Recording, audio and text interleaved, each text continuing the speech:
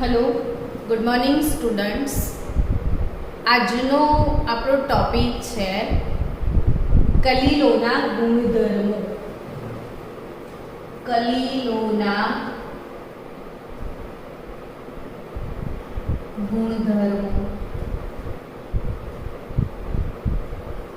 આવો જ same topic દ્રાવણો ચેપ્ટરમાં પણ ભણ્યા હતા. દ્રાવણોમાં એક ટોપિક હતો કે દ્રાવણોના સંખ્યાત્મક ગુણધર્મો. તો સંખ્યાત્મક ગુણધર્મો શું હતું?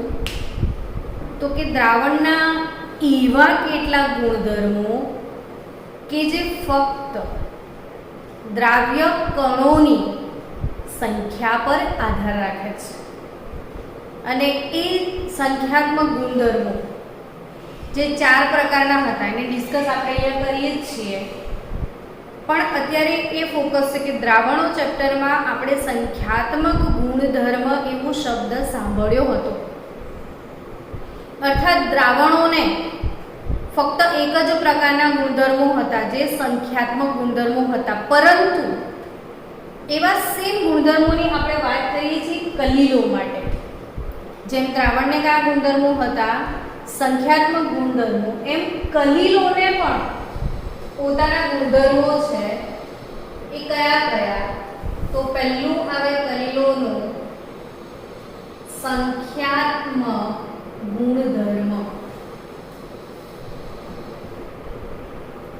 બીજો છે કલીલોને યાંત્રિક ગુણધર્મ પણ છે. એટલે કલીલોનો યાંત્રિક ગુણધર્મ. ત્રીજો છે કલીલો માટે પ્રકાશીય ગુણધર્મ. અને ચોથો છે કલીલ માટે વિદ્યુતીય ગુણધર્મ. એટલે આપણે કલીલની વાત કરીએ ને બાળકો, તો કલીલોને 4 પ્રકારના ગુણધર્મો છે: સંખ્યાત્મક ગુણધર્મ, યાંત્રિક ગુણધર્મ, પ્રકાશીય ગુણધર્મ અને વિદ્યુતીય ગુણધર્મ. જ્યારે આપણે દ્રાવણમાં શું ભણ્યા હતા? ફક્ત સંખ્યાત્મક. બટ કલીલોને કેટલા છે? 4 પ્રકારના ગુણધર્મો. આ વસ્તુ ખાસ યાદ રહેવી જોઈએ, કેમ કે ટેક્સ્ટબુકમાં કેવું છે કે ગુણધર્મ પર પર્ટિક્યુલર ફોકસ નથી કર્યું, ડાયરેક્ટ સમજાવી દીધું છે. એટલે અહીં ખાસ સમજો બાળકો કે એને 4 પ્રકારના ગુણધર્મો અવેલેબલ છે. એમાંના પહેલી વાત કરીએ સંખ્યાત્મક ગુણધર્મની. તો સંખ્યાત્મક ગુણધર્મ જે છે એ કયા કયા આવે? તો દ્રાવણોમાં ભણ્યા હતા કયા કયા ગુણધર્મ યાદ કરો છો? શું હતું પહેલો ગુણધર્મ? તો કે બાષ્પ દબાણ. બાષ્પ દબાણ એ સંખ્યાત્મક ગુણધર્મ હતું કે આપણે અબાષ્પશીલ દ્રાવ્યને બાષ્પશીલ દ્રાવકમાં ઓગાળતા હતા તો તેના બાષ્પ દબાણમાં ઘટાડો થતો હતો. અને એ બાષ્પ દબાણમાં જે ઘટાડો થતો હતો એ કણોની સંખ્યા પર આધારિત હતો. બીજો ગુણધર્મ અહીંયા કયો હતો? તો કે ઉત્કલન, બિંદુ, ઉન્નયન. ત્રીજું આવે ઠાર બિંદુ, અવનયન. અને ચોથો ગુણધર્મ હતો અભિસરણ દબાણ. તો આપણે સંખ્યાત્મક ગુણધર્મની વાત કરીએ ને કલીલ માટે, તો આ 4 ગુણધર્મો સંખ્યાત્મક ગુણધર્મો છે. પણ સાચું દ્રાવણ એટલે કે સમાન મિશ્રણ અને કલીલ, આ બંને વચ્ચેનો બેઝિક તફાવત શું હતો? તો કે સાચા દ્રાવણમાં શું થતું હતું કે જે કણો હતા, દ્રાવ્ય કણો, સાચા દ્રાવણમાં દ્રાવ્યના જે કણો હતા ને એની સાઈઝ ઘણી નાની હતી, 10⁻⁹ મીટર અર્થાત 1 નેનોમીટરથી નાની સાઇઝના કણ એમાં અવેલેબલ હતા. જ્યારે કલીલોમાં શું ઘટના જોવા મળે છે કે આ જે નાના નાના કણો છે એનો સમુચ્ચય બની જાય છે ને કણોની સાઇઝ જે છે એ થોડી વધારે મોટી છે આની કમ્પેરિઝનમાં. એટલે આના જે નાના નાના કણો છે આના સાથે જોડાઈને મોટા બની ચૂક્યા હશે. એટલે આમાં 1 નેનોમીટરથી લઈને 1000 નેનોમીટરની હદમાં કણો છે. આની કમ્પેરિઝનમાં આમાં કણો મોટા થઈ જાય છે. અને કણો મોટા થઈ જાય તો આમાં કણોની સંખ્યા ઓછી હોય, આમાં કણોની સંખ્યા વધુ હોય. એટલે એક વસ્તુ અહીંયા એવું કહી શકાય કે જે આપણા સાચા દ્રાવણો છે ને બાળકો, એ સાચા દ્રાવણો માટે આ સંખ્યાત્મક ગુણધર્મનું બહુ મહત્વ છે. પણ કલીલોમાં કણોની સંખ્યા ઓછી હોવાના કારણે આ 4 સંખ્યાત્મક ગુણધર્મનું જે કિંમતો છે કલીલ માટે જરા ઓછી આવે છે. એટલે કલીલ માટે સંખ્યાત્મક ગુણધર્મ એમને છે જ, કણો એમાં છે જ, પણ આ ગુણધર્મ ખાસ એના માટે બહુ વધારે તફાવત ક્રિએટ કરતા નથી. તો હવે આપણે જઈએ બીજા ગુણધર્મ તરફ. તો કલીલનો બીજો અગત્યનો ગુણધર્મ કયો? તો કે યાંત્રિક ગુણધર્મ. કલીલનો બીજો અગત્યનો ગુણધર્મ કયો છે? યાંત્રિક ગુણધર્મ. આપણે યાંત્રિક ગુણધર્મને ડિસ્કશન કરીએ તો યાંત્રિક ગુણધર્મ નું નામ તમારી ટેક્સ્ટબુકમાં આપ્યું છે બ્રાઉનિયન ગતિ આપ્યું છે. આ શું વળી? તો બ્રાઉનિયન મોશનની વાત કરીએ. ચલો, બહુ સરસ ગુણધર્મ છે, સમજવા જેવું છે કલીલમાં. કે કલીલમાં બ્રાઉનિયન ગતિ એટલે શું? બ્રાઉનિયન ગતિ રોબર્ટ બ્રાઉનના સંદર્ભમાં કહેતા હોઈએ છીએ આપણે. ને રોબર્ટ બ્રાઉન એક વનસ્પતિ શાસ્ત્રી હતા, બોટનિસ્ટ હતા. તો આ વનસ્પતિ શાસ્ત્રી જે રોબર્ટ બ્રાઉન છે એમણે શું કર્યું હતું કે એમણે એક શાંત પાત્ર જે છે એમાં તમે પાણી લઈ લો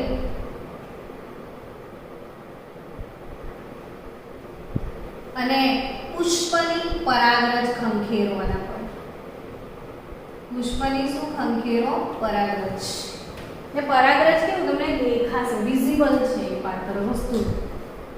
હવે તમે પણ આ પ્રેક્ટિકલ ઘરે કરો, લાઈવ ઓબ્ઝર્વેશન કરશો ને તમને બી બહુ જ મજા આવશે. કે એક મોટું તગારું ભરીને પાણી લે, તગારું ભરીને પાણી લેશો ને તો અંદર પાણી શાંત કન્ડિશનમાં સરસ આમ ફ્લો થતું હશે ને એમાં તમે પુષ્પની પરાગરજને ખંખેરો. હવે કોઈ એક પરાગરજ જે છે ને એની ગતિને આમ ધ્યાનથી શાંતિથી ઓબ્ઝર્વ કરો કે એ કેવી ડાયરેક્શનમાં ગતિ કરે છે. અથવા જો પરાગરજ અવેલેબલ ના હોય તો પેલું ઘાસ, સુકાયેલું ઘાસનું નાનું તણકલું હોય એવું ઘાસનું તણકલું પણ પાણી પર નાખશો તો તમને જોવાની મજા આવશે એની ગતિ.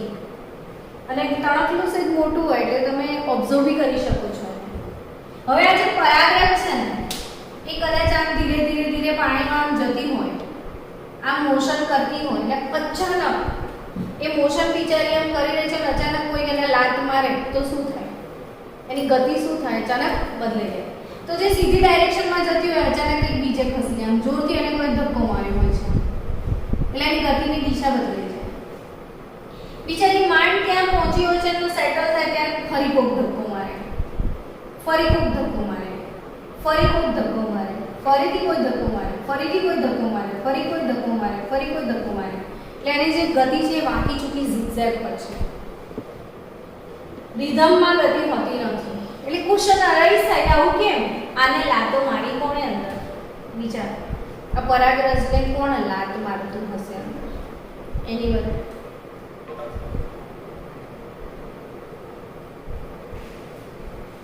લીધી મેડમ, આ પરાગરજને આમાં લાત કોણ મારે?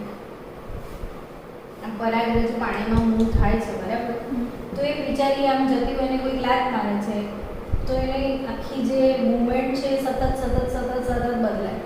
એટલે આજે વાંકી ચૂકી ઝિગઝેગ પેટર્નમાં જે ગતિ કરે છે એને બ્રાઉનિયન ગતિ કહેવાય, કારણ કે રોબર્ટ બ્રાઉને આ ગતિ નોંધી હતી. But my question is that કે એને લાત કોણે મારી? બાળકો આન્સર આપજો.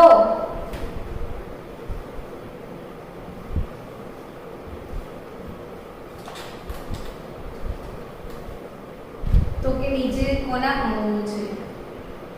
પાણીના અણુ. આને લાત કોણ મારે છે? પાણીના અણુઓ. અને પાણીના અણુઓ સતત ગતિમાં હોય છે. પાણીના અણુ સતત શેમાં હોય છે? ગતિમાં હોય છે. જો એક સરસ બીજું ઉદાહરણ કે તમે ગ્લાસ ભરીને પાણી લઈ લો. 1 ગ્લાસ ઓફ વોટરની અંદર શાંતિથી એક કામ કરો, કશું કરવાની હલાવવાની, ધીરે રહીને એક સહીનું ટીપું નાખી. ધીરે રહીને આપણે શું નાખી દો? સહીનું ટીપું.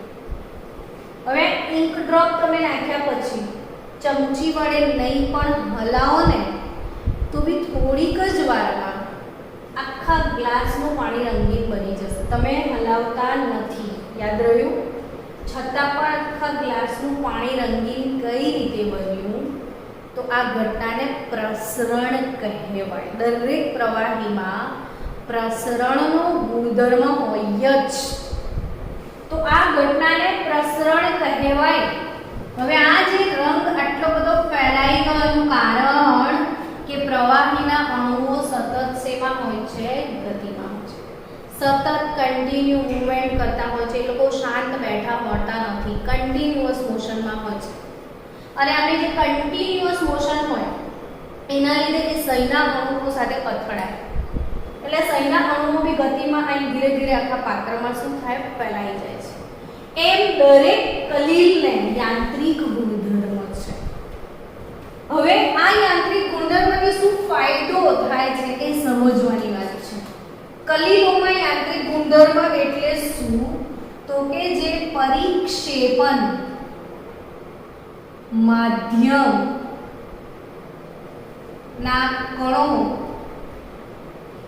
સતત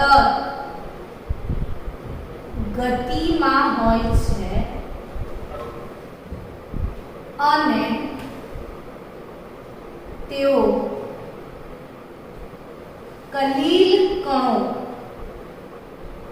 સાથે સતત અથડાય છે. કલીલ કણો સાથે શું કરે? કન્ટિન્યુઅસલી અથડાય. ને કલીલ કણો અને મધ્યમના કણો વચ્ચે સતત અથડામણ થાય, પરિણામે ગુરુત્વાકર્ષણ બળ ની વિરુદ્ધમાં પણ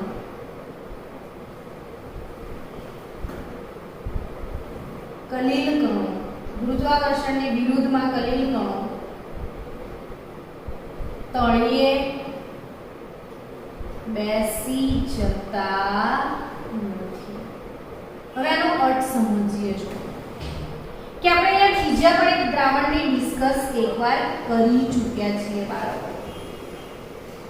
બીજી કઈ ડિસ્કસ કરી છે? તો કે આલંબન અથવા નિલંબન. આવું ભણ્યા હતા આપણે કે તમે આ પાણી છે ને એમાં ચોકનો ભૂકો નાખો છો, ને ચોકનો ભૂકો નાખ્યા પછી અડધી કલાક પછી જોશો તો ચોકનો ભૂકો તળિયે ઠરી ગયો હશે, ને ઉપર ફક્ત તમને દૂધિયું પાણી દેખાશે.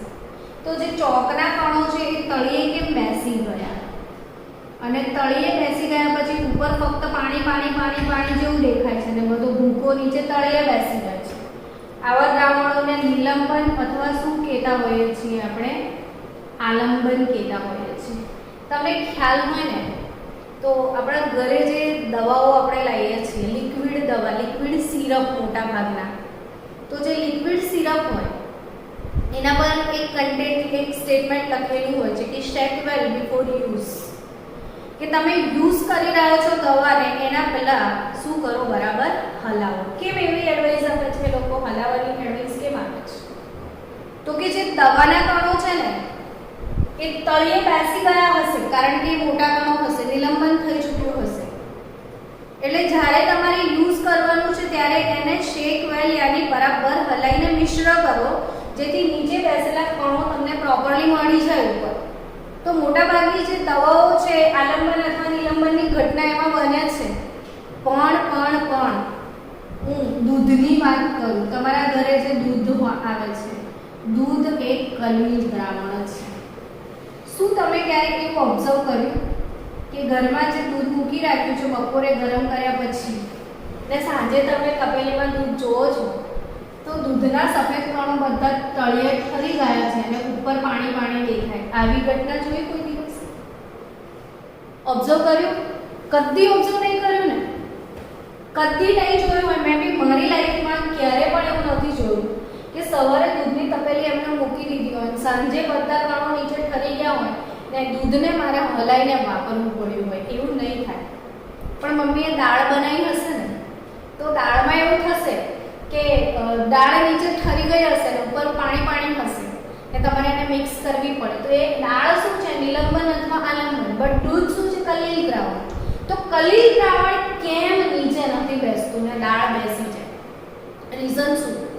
તો કે દાળના જે કણો છે ને અથવા દાળ અથવા ચોક અથવા આપણે બીજા જેટલા પણ ઉદાહરણ લીધા એ તમામ ઉદાહરણોની અંદર જે કણો છે એ મોટી સાઈઝના કણો છે. કેવી સાઈઝના કણો છે? મોટી સાઈઝના કણો. અને મોટી સાઈઝના કણોને કોણ ખેંચી જાય? પૃથ્વીનું ગુરુત્વાકર્ષણ બળ એને નીચેની તરફ ખેંચી જાય. પ્રશ્ન તમને એમ થાય કે શું દાળને, ચોકને, દવાને પ્રવાહીના અણુ લાત નહીં મારતા હોય? તો કે મારે છે, એને બી લાત મારે છે. એને બી કહે છે તું ફોન, પણ અહીંયા એમની લાત નાની પડે છે. એમને ધક્કો વાગે છે બટ એમનું શું વધારે છે? દળ વધારે છે. ને એમનું દળ વધારે છે એટલે એમને ગુરુત્વાકર્ષણ બળ વધારે લાગે અને ગુરુત્વાકર્ષણ બળના કારણે લોકો ક્યાં બેસી જાય? તળિયે. પણ દૂધના કણો, કલીલ કણોની હદ હવે તો આપણને કમ્પ્લીટ યાદ રહી ગઈ. 1 નેનોમીટરથી કેટલા નેનોમીટર? 1000 નેનોમીટરની વચ્ચેના હદના કણો છે. આ 1000 નેનોમીટરથી મોટી સાઈઝના કણો છે અને એટલે એને ગુરુત્વાકર્ષણ સારું એવું લાગશે એટલે એનું નિલંબન થઈ જશે. બટ હું આ કણોની વાત કરું ને તો 1 નેનોમીટર ટુ 1000 નેનોમીટરના જે પાર્ટિકલ્સ છે એમની સાઈઝ, વજન ઓછું છે એટલે એમને ગુરુત્વાકર્ષણ બળ લાગે તો ખરું જ, પણ ગુરુત્વાકર્ષણની વિરુદ્ધમાં એમને પ્રવાહીના અણુઓનો સતત ધક્કો લાગશે. વિક્ષેપણ માધ્યમના જે કણો છે એમને સતત લાત મારશે પણ વજનમાં હલકા જ એટલે એમને લાતની વધારે અસર થશે, અર્થાત અથડામણની વધારે અસર થશે અને પરિણામે કલીલ કણો કદી તળિયે બેસી જતા નથી. એટલે આ જે યાંત્રિક ગુણધર્મો છે એ કલીલોને સ્થાયીતા આપે છે. યાંત્રિક ગુણધર્મો કલીલોને શું આપે છે બાળકો? સ્થાયીતા આપે છે. તો આપણે એક અગત્યનો બીજો ગુણધર્મ ભણ્યા, કલીલોનો યાંત્રિક ગુણધર્મ. હવે બ્રાઉનિયન ગતિ જે છે બાળકો, બ્રાઉનિયન ગતિ એને કલીલના સ્વભાવ જોડે કોઈ લેવા દેવા નથી. કલીલના સ્વભાવથી કેવી કહેવાય? સ્વતંત્ર. પણ એ શેના પર આધાર રાખે બ્રાઉનિયન ગતિ? તો કે કણના કદ પર આધાર રાખે. વિચારો, મોટા કદ વધારે ગતિ કરી શકશે યા નાના કદ? શું આન્સર આવે? નાના કદ. કેમ કે નાના કદને અથડામણો થશે તો એ સતત ગતિમાં રહેશે, પણ મોટું કદ હશે તો શું પ્રોબ્લેમ આવશે? ગુરુત્વાકર્ષણ બળને લીધે તળિયે બેસી જશે. ને બીજું દ્રાવણની સ્નિગ્ધતા. સ્નિગ્ધતા એટલે ખ્યાલ છે તમને? ચીકાશપણું, દ્રાવણનું ચીકણાપણું. જેમ કે તમે ગુલાબજાંબુની ચાસણી છે તો એ બહુ ચીકણી છે, દિવેલ જેવી છે તો એ સ્નિગ્ધ છે એવું કહેવાય. પણ પાણી સ્નિગ્ધ ઓછું છે એટલે પાણીની સ્નિગ્ધતા ઓછી પણ દિવેલની સ્નિગ્ધતા વધારે. તો એક કોમન લોજિક છે કે જે પાતળું છે એમાં ઝડપ વધારે હોય અને સ્નિગ્ધ પ્રવાહી છે, જાડું પ્રવાહી છે, એના સ્તરીય વહનમાં ઘર્ષણ વધારે હોય. જેની સ્નિગ્ધતા વધારે હોય એ પ્રવાહીમાં બહુ બરાબર ગતિ થવાની મજા ના આવે. એટલે માપ નાનું હોય ને સ્નિગ્ધતા ઓછી હોય તો બ્રાઉનિયન ગતિમાં શું થાય? વધારો થાય. હવે આપણે કલીલ દ્રાવણના ત્રીજા અને અગત્યના ગુણધર્મ તરફ વળીએ. તો ત્રીજો ગુણધર્મ જે છે કલીલનો એ બહુ જ સરસ મજાનો ગુણધર્મ છે. મજા આવે એવો ગુણધર્મ છે પ્રકાશીય ગુણધર્મ.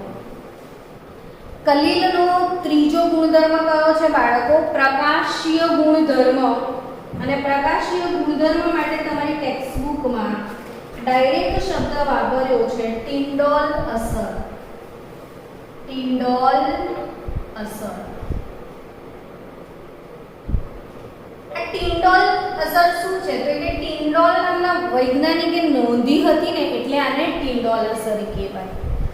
જેમ કે યાંત્રિક ગુણધર્મોની આપણે ડિસ્કસ કરી હતી, તો યાંત્રિક ગુણધર્મો એ શું કહેવામાં આવ્યા છે? તો કે પ્રવાહીના કણો સતત ગતિમાં હોય છે, એના લીધે કલીલના કણો સાથે એ અથડાય છે. પરિણામે કલીલ કણો પણ સતત ગતિમાં જ રહે છે, જે તળિયે ઠરી જતા નથી અને કલીલોને સ્થાયીતા પ્રાપ્ત થાય છે. વિલોડન અસર એવો શબ્દ તમારી બુકમાં, સ્ટ્રાઇકિંગ ઇફેક્ટને વિલોડન અસર કહેવાય, જે બુકમાં એવો વર્ડ વાપર્યો છે. તો અહીંયા યાંત્રિક ગુણધર્મ કયા વૈજ્ઞાનિકે નોંધ્યું હતું? તો રોબર્ટ બ્રાઉને. એટલે એને બ્રાઉનિયન ગતિ નામ આપ્યું આપણે. બટ પ્રકાશીય ગુણધર્મ નોંધનાર વૈજ્ઞાનિક કોણ હતા? ટિન્ડોલ. એટલે આ અસરને શું નામ આપ્યું છે? ટિન્ડોલ અસર. હવે તમને એક શોર્ટકટ વાતમાં પહેલા ટિન્ડોલ અસર સમજાવી દઉં કે શું કહેવા માંગે છે. તો કે હમણાં કોઈ નોર્મલ ઓબ્જેક્ટ છે કે આ તમારી ટેક્સ્ટબુક છે, બરાબર? આ ટેક્સ્ટબુક પર પ્રકાશનું કિરણ આપાત થાય ત્યારે શું ઘટના બને? પ્રકાશનું કિરણ આપાત થાય ત્યારે કઈ ઘટના બને? તો અહીંથી પ્રકાશનું શું થશે? પરાવર્તન. પ્રકાશનું શું થશે? પરાવર્તન. અને આ પરાવર્તિત પ્રકાશ ક્યાં જશે? તમારી આંખમાં જશે. અને આંખ આ મુખને જોઈ શકે છે, આઈડેન્ટિફાઈ કરે છે. એટલે પ્રકાશનું કિરણ જ્યારે કોઈ ઓબ્જેક્ટ પર પડે છે, કોઈ વસ્તુ પર પડે છે, ત્યારે એનું પરાવર્તન થાય છે. કેટલો ભાગ પરાવર્તન પામે? કેટલો ભાગ એમાંથી શોષણ પામે ને કેટલો ભાગ આરપાર નીકળી જાય એટલે પારગમન પામે. ખ્યાલ આવ્યો કે નહીં? જ્યારે કોઈ પણ વસ્તુ પર પ્રકાશ આપાત થાય ને ત્યારે ત્રણ ઘટનાઓ બને. કેટલો ભાગ પરાવર્તન પામે, કેટલો ભાગ શોષણ પામે અને કેટલો ભાગ પારગમન પામે, આરપાર નીકળી જાય. જો પદાર્થ પારદર્શક હોય તો. પારદર્શક ના હોય તો પછી પારગમન ના થાય, સીધો બધો પાછો ફેંકાય અથવા શોષાય. હવે આ જ ઘટનાની વાત કરીએ કે આની જગ્યાએ જો કલીલ કણ હોય, કલીલ કણને કુદરતે બક્ષિસ આપી છે એમની સાઈઝ. કલીલોના જે પણ ગુણધર્મો છે ને એ કલીલ કણોની સાઈઝના લીધે છે. નેનોમીટરથી 1000 નેનોમીટરની જે સાઈઝ છે એના લીધે. હવે ધારો કે આ કલીલ કણ છે અને કલીલ કણ પર જ્યારે પ્રકાશ આપાત થાય ત્યારે કલીલ કણ આ પ્રકાશના કિરણનું વિખેરણ કરી નાખે છે. તોડીને આખો બધી દિશામાં એને વિખેરી નાખે છે. અને આ વિખેરણ થાય છે પ્રકાશનું પ્રકિરણન, યાને વિખેરણ કરે છે. પ્રકાશનું શું કરે છે? વિખેરણ. પરિણામે એનો માર્ગ જે છે એ પ્રજ્વલિત થાય છે, રસ્તો પ્રકાશિત થાય છે ને પ્રકાશિત તેજ લીસોટો દેખાય છે. કલીલોની ખાસિયત શું છે કે એ પ્રકાશનું શું કરે છે? પ્રકિરણન. એક કોમન ઉદાહરણ તમને આપું કે જેમ કે મેં આ રિંગમાં ડાયમંડ પહેર્યા છે, તો હું જ્યારે આમાં મૂવ કરું છું તો દરેક ડાયમંડને એક પર્ટિક્યુલર શાઇન આવે છે. એમ તમે તમારી પાસે ડાયમંડનો કોઈ પણ ઓર્નામેન્ટ હોય ને તો એ ડાયમંડને તમે આમાં મૂવ કરશો તો તમને બહુ જ બધી શાઇન દેખાશે, પ્રકાશિત શાઇનિંગ દેખાશે. હું નોર્મલ ઓબ્જેક્ટને મૂવ કરું, ધારો કે હું આ પેનને આમાં મૂવ કરું તો શાઇનિંગ ઇફેક્ટ ના આવે, બટ ડાયમંડ પર આવે જ. તમે રાત્રે આકાશમાં તારાઓ જોવો છો ને તો તારાઓ ટમટમે જેવું આપણે બોલતા હોય છે, તો તારાઓને સ્ટાર્સને એક શાઇનિંગ ઇફેક્ટ હોય છે. તો એ જે શાઇનિંગ ઇફેક્ટ આવવાનું કારણ જ આ ડાયમંડ એક કલીલ દ્રાવણ છે, અને એ કલીલ દ્રાવણ પર જ્યારે પ્રકાશનું કિરણ આપાત થાય તો ડાયમંડ એ પ્રકાશના કિરણનું પ્રકીર્ણન કરે છે, એટલે એનો રસ્તો શાઇનિંગ ઇફેક્ટ આપે છે, પ્રજ્વલિત માર્ગ આપે છે. બીજું ઉદાહરણ આપું તમને કે ખાસ કરીને શિયાળામાં આ ઘટના મેં ઘણી બધી વાર અનુભવી છે મારી લાઈફમાં, કે હું મારા ઘરની વિન્ડો પાસે બેસું ને જ્યારે બહારથી પ્રકાશ અંદર બારીમાંથી થોડોક જે તાપ છે એ ઘરમાં આવતો હોય છે ને, ત્યારે એ વાળા તાપની અંદરનો જે એરિયા છે આખો શાઇન કરે છે.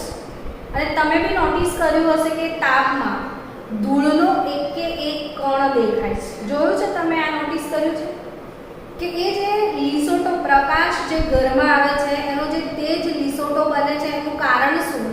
તો કે હવા એક કલીલ દ્રાવણ છે, ને હવાની અંદર ઘણા બધા ધૂળના રજકણો છે, અને ધૂળના રજકણો એ તાપ જે એના પર પડે છે એનું પ્રકીર્ણન કરે છે, અને તેજસ્વી લીસોટો દેખાય છે, ને એમાં એકો એક કણ ચળકે છે.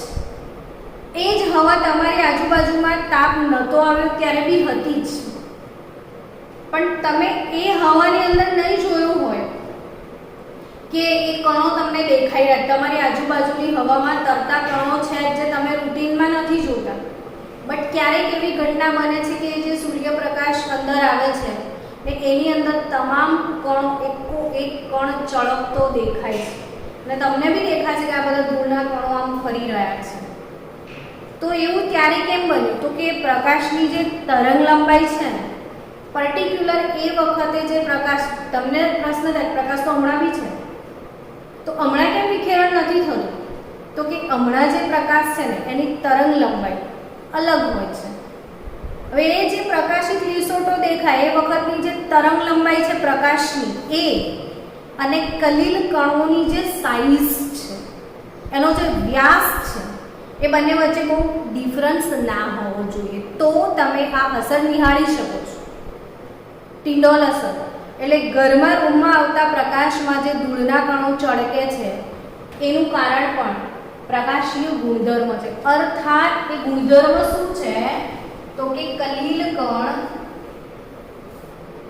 પર જ્યારે પ્રકાશ આપાત થાય છે ત્યારે આ કલીલ કણ જે છે એ પ્રકાશનું શું કરે છે? પ્રકીર્ણન કરે છે. એનો માર્ગ કેવો થાય છે? પ્રજ્વલિત, તેજ લીસોટા દેખાય છે. ડાયમંડને તમે હલાવો છો તો જે તેજ શાઇનિંગ ઇફેક્ટ આવે છે એનું કારણ ડાયમંડ કલીલ કણ છે. બીજું એક સરસ મજાની વાત કરી કે તમે અંધારી રાત્રે આપણે જ્યારે હાઈવે પરથી પાસ આઉટ થઈએ ત્યારે સામેથી જે વાહન આવતું હોય એની જે લાઈટ છે એની સામે તમે દેખો તો તમારી આંખ અંજાઈ જાય છે. આવો શબ્દ તમે વાપર્યો છે, આંખો અંજાઈ જાય છે. કેમ તમે લાઈટની સામે નથી જોઈ શકતા? તો કે રાત્રે તમે જોયું છે, રાત્રે હવા એક કલીલ દ્રાવણ છે. અંધારી રાત્રે જ્યારે દૂરથી વાહન આવતું હોય ને ત્યારે વાહનનો જે લાઈટ છે ને એ આમ શાઇન કરતો હોય છે, તારાની જેમ જ શાઇન કરતો હોય છે. અને કદાચ એ લાઈટો એટલી બધી શાઇન કરે છે અંધારી રાત્રે પ્રકાશની, એટલે જે પ્રાણીઓ હોય છે, જે રોડ પર સવારે તમે નીકળો ત્યારે ઘણા બધા રોડ પર એક્સિડન્ટ થયેલા પ્રાણીઓ તમને જોવા મળે છે, જે દિવસે નહીં થતા, રાત્રે એક્સિડન્ટ થાય છે. રીઝન બી કે રાત્રે હાઈવે પરથી જ્યારે ગાડીઓ જતી હોય ને એની જે લાઈટો છે એ લાઈટની અંદરથી આવતા પ્રકાશનું હવાની અંદર રહેલા કલીલ કણો વડે પ્રકીર્ણન થાય, પ્રજ્વલિત તેજ લીસોટા બને, અને એ લીસોટા એ પ્રાણીઓની આંખોને આંજી કાઢે, એટલે બિચારા કન્ફ્યુઝ થઈ જાય કે કઈ સાઈડ જાય ને કદાચ બીજા નીચે દબાઈ જાય છે. તમે પણ રાત્રે વાહનની સામે જોઈ નહીં શકતા, દૂરથી તમને તેજ લીસોટા દેખાશે, તો એનું કારણ પણ આ ટિંડલ અસર છે. તો આ ટિંડલ અસરની વધારે ડિટેલ ઇન્ફોર્મેશન આપણે ટેક્સ્ટબુક પ્રમાણે લઈએ. પહેલાં તો મેં તમને બેઝિક થિંગ શીખાઈ કે ટિન્ડલ અસર ટિન્ડલે નોંધી હતી. અસર શું છે તો કે સિમ્પલ ફંડા કલિલ કણ પર જ્યારે પ્રકાશનું કિરણ આપાત થાય ત્યારે પ્રકાશનું વિખેરણ કરી નાખે છે. તમે લિટરલી જોઈ શકો છો બધી દિશામાં પ્રકાશનું શું કરે છે એ વિખેરણ. એના કારણે પ્રજ્વલિત એ જે લીસોટો દેખાય છે અને વસ્તુ ચળકે છે, જુદા જુદા રંગ દેખાય છે. ચલો સ્ટુડન્ટ્સ, આપણે ટિન્ડલ અસર એ ક્યારે અવલોકિત થાય એની શરતો પર ધ્યાન આપીએ. તો આ ડિસ્કસ મેં હમણાં કરી ચૂકી છું કે ક્યારે ટિન્ડલ અસર અવલોકિત થશે તો કે જે ઉપયોગમાં લેવાયેલો પ્રકાશ જે છે, અર્થાત આપાત પ્રકાશ જે છે એની તરંગ લંબાઈ કરતાં પરિક્ષેપી કલા જે છે એના જે કણોના વ્યાસ બહુ નાના હોવા જોઈએ નહીં. એટલે તરંગ લંબાઈ અને કણોના વ્યાસ ઓલમોસ્ટ સેમ હોવા જોઈએ તો ટિન્ડલ અસર બહુ સારી રીતે અવલોકિત થઈ શકે. અને બીજી વાત, પરિક્ષેપિત કલા અને પરિક્ષેપણ માધ્યમ આ બંનેના વક્રી ભવનાંક વચ્ચે સારો એવો તફાવત હોવો જોઈએ. પરિક્ષેપિત કલા અને શું પરિક્ષેપણ માધ્યમ બંનેને પોતપોતાના શું થશે વક્રી ભવનાંક. દરેક માધ્યમનો વક્રી ભવનાંક શું છે? આ ફિઝિક્સની ફિનોમિના છે જે તમે ફિઝિક્સમાં ભણી ચૂક્યા હશો એટલે આપણે અહીંયા પીએચડી નથી કરતા આના પર. આપણે ડાયરેક્ટ શું સમજીએ કે કલા અને માધ્યમ બંનેના જે વક્રી ભવનાંક છે એના વચ્ચે શું હોવો જોઈએ? તફાવત હોવો જોઈએ. તો આપણે આને અવલોકિત કરી શકીએ. હવે આ અસર કોણે નોંધી હતી? તો ઝિગમોન્ડે. કયા સાયન્ટિસ્ટનું નામ લખ્યું છે આપણી બુકમાં? ઝિગમોન્ડે. 1903 માં એને ટિન્ડલ અસર જોવાની ઈચ્છા થઈ. આપણને કોઈ આવી સરસ ટિન્ડલ અસર સમજાવે તો આપણને બી ઈચ્છા તો થાય કે આપણે એવું નોટિસ કરીએ. એમને કીધું પ્રેક્ટિકલ કરે તો એ સમજો. તમે ટેક્સ્ટ બુકમાં બહુ સરસ એ પ્રેક્ટિકલ આપેલું છે કે કલિલ દ્રાવણ આપેલું છે જો, અને આ કલિલ દ્રાવણમાં એમણે અહીંયા કોઈ લેમ્પ મૂક્યો છે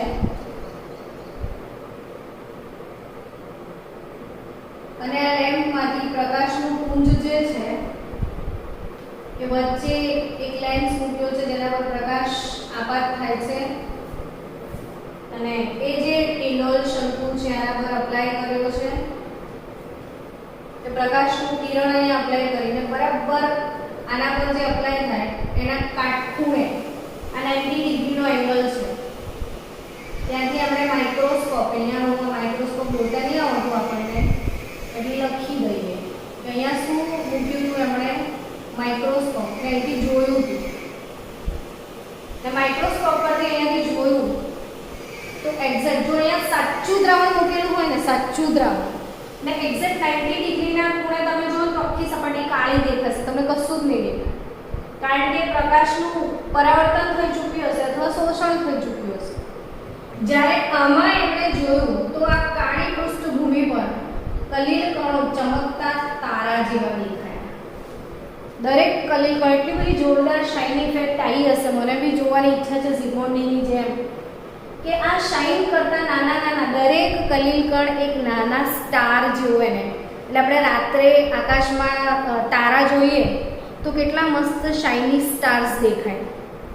એવા જ સેમ જેટલા પણ કલિલ કણો એણે જોયા અહીંયા એ શાઇની સ્ટાર જેવા એને માઇક્રોસ્કોપમાં દેખાયા હતા. કોને? ઝિગમોન્ડીને. અને આ ટિન્ડલ અસરનો અલ્ટ્રા માઇક્રોસ્કોપ, હા આના વડે માઇક્રોસ્કોપ વડે કણોની સાઇઝ ના ખબર પડે, કણ ના દેખાય કોઈ દિવસ, એક ચમકતો તારો દેખાય. એટલે તમારે સ્પેશિયલ એમ છે કે મારે દૂધના દ્રાવણમાં દૂધનો કણ જોવો છે માઇક્રોસ્કોપમાં તો એ નહીં દેખાય, પણ આવી રીતે એક્સપેરિમેન્ટ કરશો તો દૂધનો દરેક કણ એક સ્ટાર જેવો દેખાશે, ચમકતા તારા જેવો દેખાશે. અને આ ઝિગમોન્ડીનો પ્રેક્ટિકલ હતો. એટલે બિલકુલ પરપેન્ડિક્યુલર કન્ડિશનમાં માઇક્રોસ્કોપ રાખીને આપણે જોયું તો કલિલ કણો સ્ટાર જેવા દેખાતા હતા. કેમ કે એણે પ્રકાશનું શું કરી નાખ્યું હતું? વિખેરણ કર્યું હતું. એટલે શાઇની શંકુ દેખાયો હતો. આવું જ એક સરસ મજાનું આજે જુદા જુદા રંગ પણ દેખાય છે આમાં. ને કલિલ કણોના દ્રાવણમાંથી જ્યારે પ્રકાશનું કિરણ પસાર થાય ત્યારે જુદા જુદા રંગ દેખાય છે, વાદળી, લીલો, બ્લુ. એનું કારણ શું?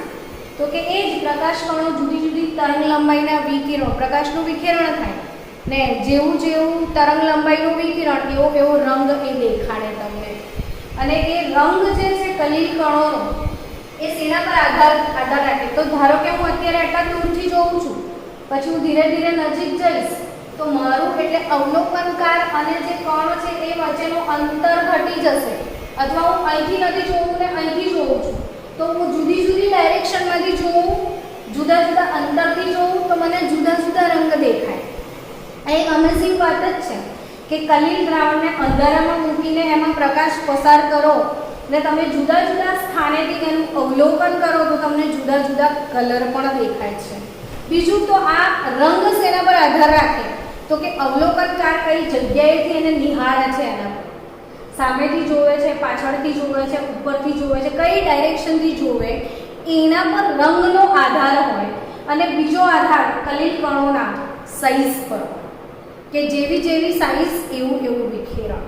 એટલે અહીંયા જે અંધારામાં મૂકેલા કલીલ દ્રાવણ પરથી પ્રકાશ પસાર કરવામાં આવે ને જે જુદા જુદા રંગ જોવા મળે છે એનું કારણ કણોની જુદી જુદી સાઈઝ અને અવલોકનકારનું જુદું જુદું સ્થાન.